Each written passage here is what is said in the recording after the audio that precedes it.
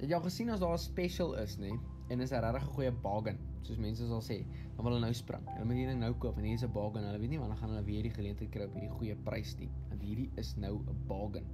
Toe ons in Appington kerk geplant het, toe saai iemand daai tyd R135,000 in die kerk in sodat ons die kerk kan opskerp met nice aircon en TV's en musiekinstrumente ensovoorts om die kerk te opbou. Dit was awesome geweest en ek stap by Game in en ek wil 2 TV's koop sodat ons die woorde van die worship op die TV-skerms kan gooi. En ek kom daar aan en die ou sê hierdie goed is op 'n special en ons moet vandag dit koop.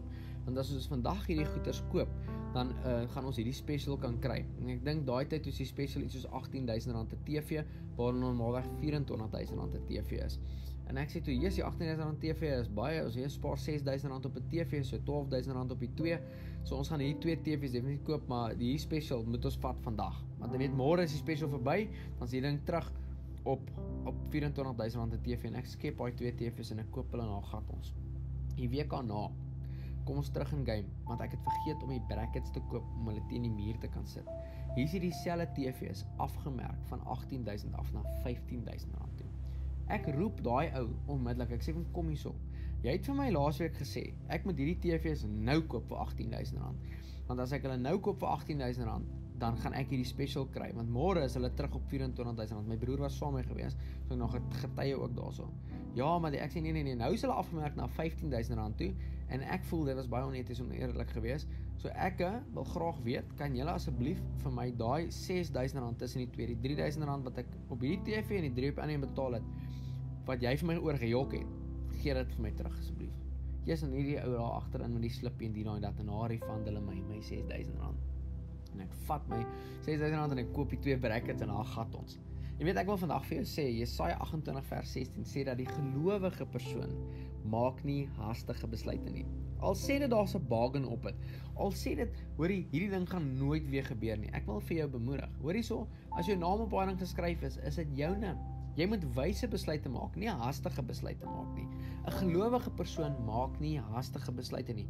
Ongelowige persone maak hastige besluite want hulle is bang hulle mis iets. Hulle is bang hierdie geleentheid gaan nou hier verby glip. En dan maak hulle 'n emosionele, onintelligente, onwyse besluit want hulle is hastig. Hulle is te bang, hulle kry nie weer die geleentheid nie. Dis soos mense wat nooit eet nie. Kom hulle eet nooit uit, kom hulle by 'n buffet. Dan eet hulle by die buffet, dan soek hulle takeaways, dan skep hulle in want hulle is net bang, hulle kry nie weer kos nie.